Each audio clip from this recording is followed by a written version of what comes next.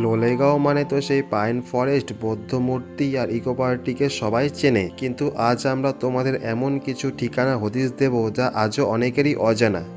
লোলেগাঁওতে এমন কিছু hidden James আছে যা সচরাচর পর্যটকরা জাস্ট ওভারলুক করে যান, অথচ সেই ডাবলিং আর জেরং ভিউ পয়েন্টের মতো জায়গাগুলো আগে যাওয়া দরকার।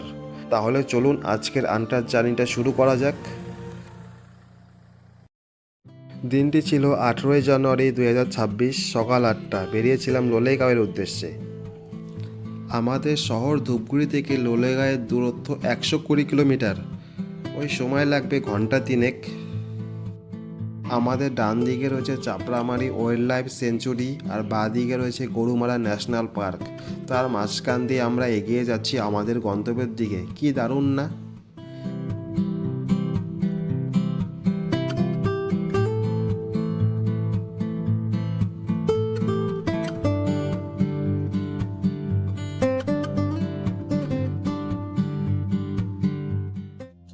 প্রায় 2 ঘন্টা জার্নি করার পর আমরা পৌঁছলাম বাগরাকোট লুপ ব্রিজ।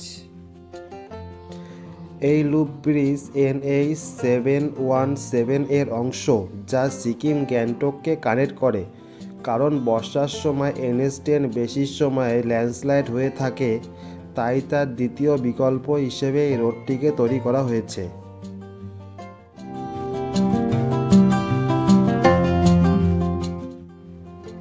আর দেখতে পারছো, এখান থেকে মনে হচ্ছে রাস্তাটা আকাশে গিয়ে মিশে গেছে।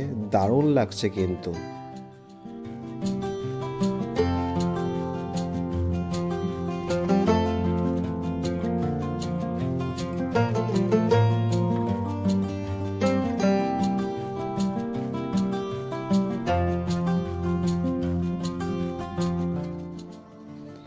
এই লুপ ব্রিজ পশ্চিমবঙ্গের প্রথম লুপ ব্রিজ, যেটি পাহাড়ের ধাপ কেটে তৈরি করা হয়েছে, যার পরিধি 1.5 থেকে 2 কিলোমিটার।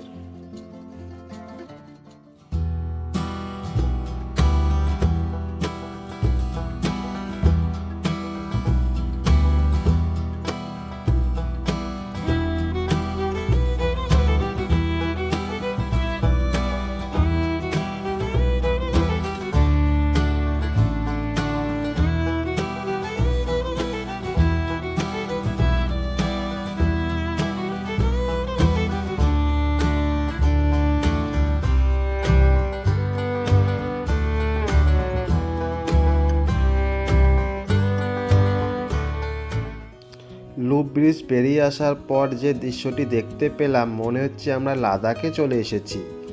এটি লাদাখ না হলে উত্তরবঙ্গের মিনি লাদাখ বলাই যায়।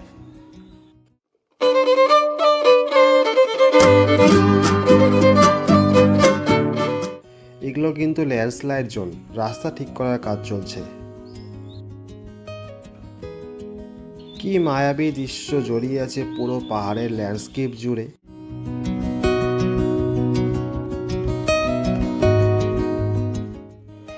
রাস্তার এক একটা বাঁক প্রকৃতি যেন আমাদের জন্য নতুন এক একটা দরজা খুলে দিচ্ছে। যেদিকে তাকাও প্রকৃতির সৌন্দর্য তোমায় গ্রাস করবেই।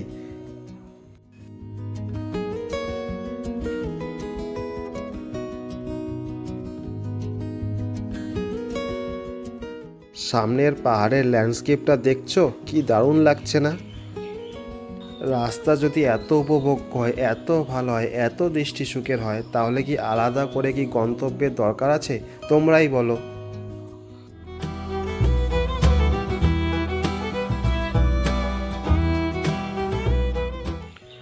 অনেকক্ষণ ধরেই এই দৃশ্যটির অপেক্ষা করেছিলাম। পুরো পাইন ফরেস্ট দিয়ে ঘেরা এই রাস্তাটি, তার মাঝখান দিয়ে আমরা যাচ্ছি। দারুণ লাগছে।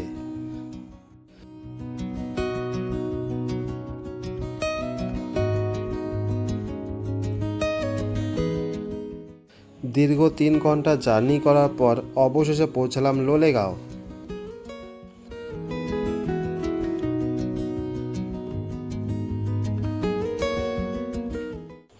টিকিট কাউন্টার থেকে জনপ্রতি 20 টাকা করে টিকিট কেটে ইকো পার্কের ভিতরে প্রবেশ করলাম। এই হলো সেই I love Lolegaon selfie point. সামনে একটি ওয়াচ টাওয়ার দেখা যাচ্ছে, চলো ওঠা যাক।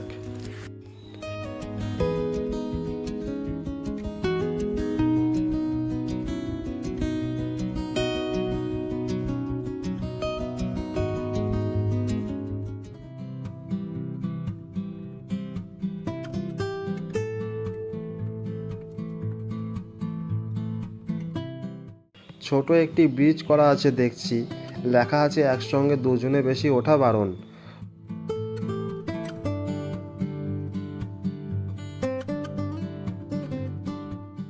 সব কিছু মিলে জায়গাটি খারাপ না, এই জায়গাটি তোমাদের লিস্টে রাখতে পারো।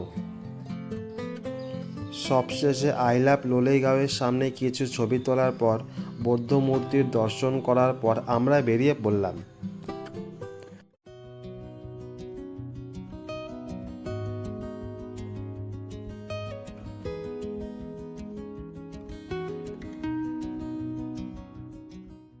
আমাদের পরের গন্তব্য ডাবলিং ভিউ পয়েন্ট, যাকে স্বপ্নের গ্রাম ড্রিম ভিলেজ বলে।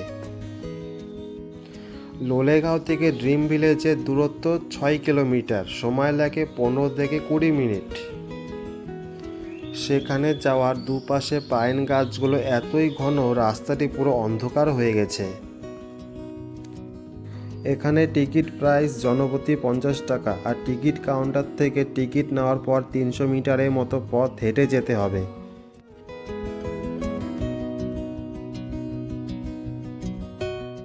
এখানে এসে টিকিটগুলো কাকুদের দেখানোর পর উপরে যেতে দেবে।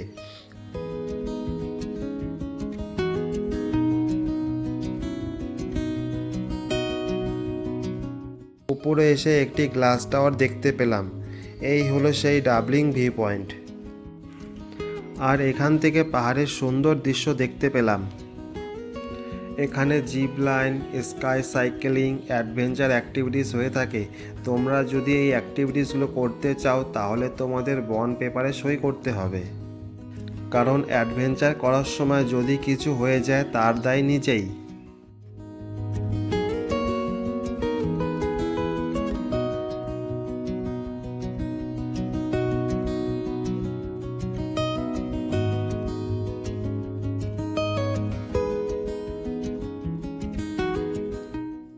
দীর্ঘ অপেক্ষার পর গ্লাস টাওয়ারে ওঠার সুযোগ পেলাম। অনেক ভিড় ছিল, কারণ এই ট্যুরিস্ট স্পটটি নতুন ওপেন হয়েছে। এই গ্লাস টাওয়ারটি বেশি বড় না হলেও গ্লাসের উপরে হাঁটার মজা নিতে পারো। গ্লাস টাওয়ারে কিছু সময় কাটানোর পর নিচে নেমে আসলাম। এখান থেকে 100 কিলোমিটার দূরে আরেকটি স্কাইওয়াক আছে, সেখানে যাচ্ছি। এটি তার এন্ট্রি গেট।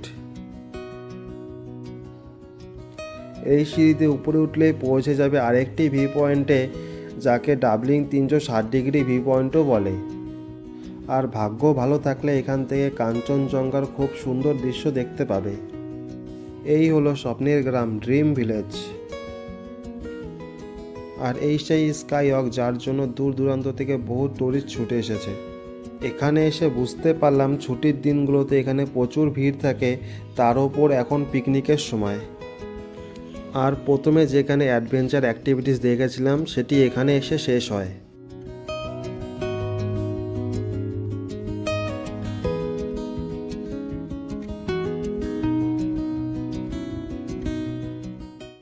এখানে ঘন্টা দুয়েক সময় কাটানোর পর বেরিয়ে পড়লাম আমাদের লাস্ট গন্তব্যের উদ্দেশ্যে।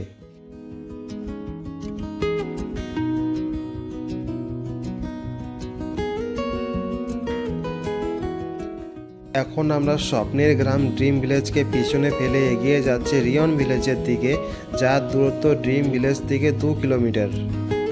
সেখানে একটি হিডেন প্লেস আছে যার নাম জেরং ভিউ পয়েন্ট। এখানে যাওয়ার রাস্তা এতটাই খারাপ যে 2 কিলোমিটার রাস্তা যেতে 20 মিনিটেরও বেশি সময় লাগে।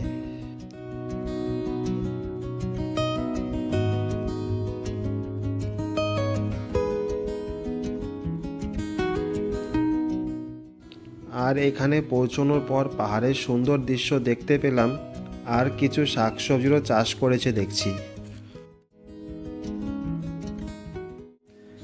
তারপর আমরা আমাদের গন্তব্যের দিকে এগোতে লাগলাম। টিকিট কাউন্টার থেকে টিকিট নেওয়ার পর আমরা ভিউ পয়েন্টের ভিতরে প্রবেশ করলাম। টিকিট মূল্য 20 টাকা।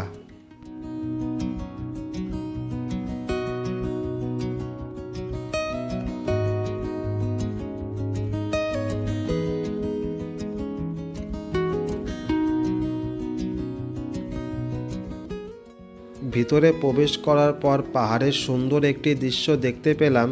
নিচে কিছু ঘরবাড়িও আছে দেখছি। আর এখানে দাঁড়িয়ে মনে হচ্ছে আমরা পৃথিবীর শেষ প্রান্তে দাঁড়িয়ে আছি। দারুণ দারুণ লাগছে। এখানে এসে একটা জিনিস ভালো লাগলো, কোনো নেশা জাতীয় দ্রব্য নিয়ে আসা বা পান করে আসা নিষিদ্ধ। পরিবার নিয়ে ঘুরতে আসার জন্য এটি একটি আদর্শ জায়গা। এখন সেই রহস্যময় গুহাটার দিকে যাচ্ছি। এখানকার মানুষ নাকি এটাকে ডেভিলস কিচেন বলে। ডেভিলস কিচেন মানে কিন্তু শয়তানের রান্নাঘর।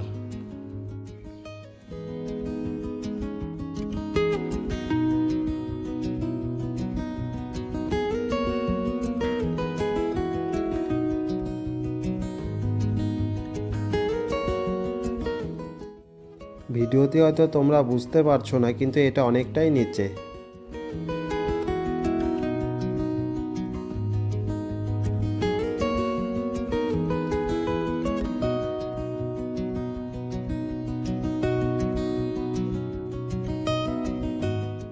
এখানে একটি গৌতম বুদ্ধের ছবি আঁকা আছে। আর দেখতে পাচ্ছো আমার বন্ধুরা ছবি তুলতে খুবই ব্যস্ত। এই সেই লোলেগাঁওয়ের অফবিট জায়গা, যার সম্বন্ধে খুব কম লোকই জানে।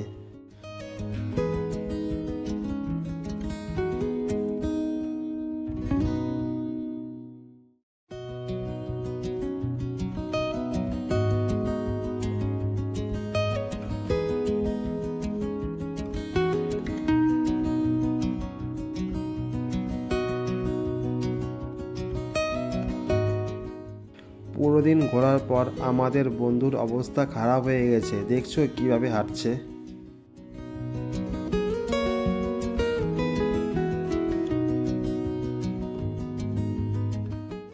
তো আজকের মতো ভিডিওটি এখানেই শেষ করছি। দেখা হচ্ছে পরবর্তী ভিডিওতে।